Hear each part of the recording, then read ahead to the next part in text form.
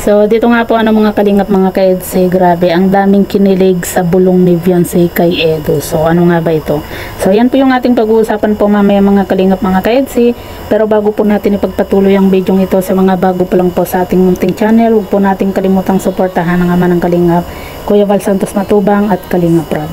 At paunawa, panoorin po muna ang full video bago mag-comment para malaman ang nilalaman nito. So, dito nga po mga kalingap mga ka-EDSI, grabe, napakabongga po ng birthday celebration nga po ni Beyonce. At kita naman po natin, kung napanood po nyo yung live nga po ni Kalingap, ay ni Kuya Val nga po, mga kalingap, grabe.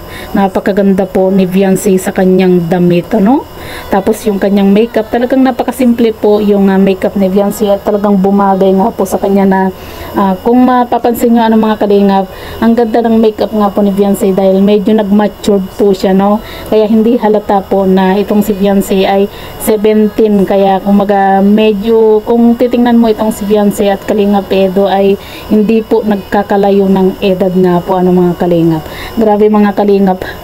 Ang dami na pong yung talagang inaabangan nga po yung upload nga po ni Kalingap Rob, kasi diba sa live nga po ni Kuya Val minsan may time na medyo malabo kaya hindi po natin makita ng mabuti, ng maayos nga po lahat po ng kaganapan nga po mga kalingap mga ka-EDSI. At ayun nga ang dami nga po nating nababasa na kagabi pa daw po sila naghihintay, halos hindi na nga daw po sila makatulog sa kakaintay ng upload nga po ni Kalingap Rob, diba? Kahit naman po sino mga kalingap, kahit nga po ako, grabe.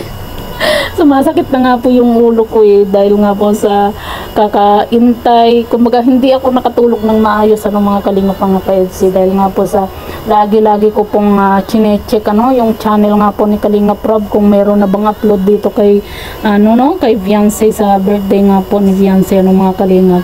Grabe mga kalingap, ang dami pong kinilig dito nga po sa bulong ni Beyonce kung ano nga ba yung kanilang sikreto.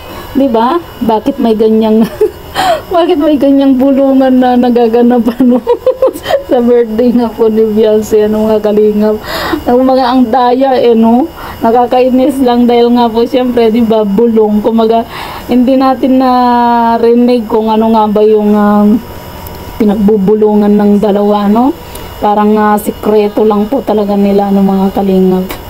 Grabe mga kalingap, ito lang po yung yung dito lang po sa birthday nga po ni Beyonce yung talagang masasabi natin na napakabongga kung magabongga din naman po yung mga kalingap, ibang kalingap angels, pero yun nga ang dami pong nga po dito sa birthday nga po ni Beyonce na talagang ang daming kinilig, ang daming bisita kahit sa handa at may nalaman nga po na tayo mga kalingap na ang dami daw pong pera itong si Beyonce mga kalingap.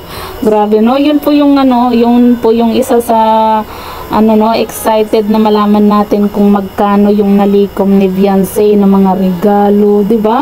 Sana makapag-upload na po mga kalingap itong si Kalingap Rob pero panigurado mga kalingap na ngayong araw ay makakapag-upload na po yan si Kalingap Rob, kasi alam naman po natin na nabisi rin po itong si Kalingap Rob kasi siyempre sa pag-prepare din po nila ng pagsasayaw nila, siyempre yung sa birthday nga po ni Beyonce, diba? Siyempre mga pagod din at saka hindi po biro yung pag-edit mga kalingap.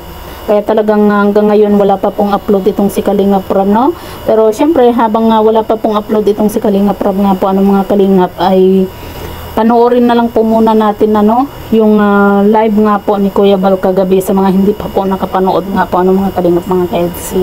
So yan po mga kalingap, nga ba yung pinagbubulungan nga po ni Kalingap nitong si Beyonce at ni Kalingap Edo mga kalingap. Sa tingin nyo mga kalingap, ano ba yung ibinubulong nitong si Beyonce kay Kalingap Edo?